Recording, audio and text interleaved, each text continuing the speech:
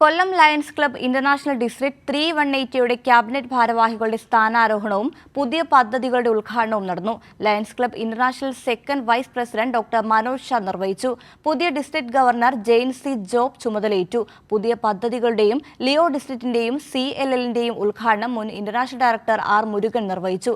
Second vice district governor advocate RV Biju മുഖ്യാതിഥിയെ പരിചയപ്പെടുത്തി.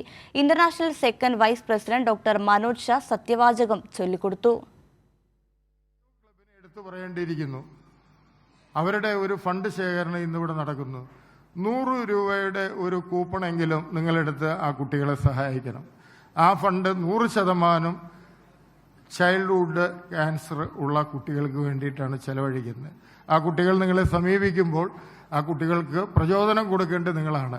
ആ കുട്ടികൾ നിങ്ങളെ ഉടനെ സമീപിക്കുന്നതായിരിക്കും.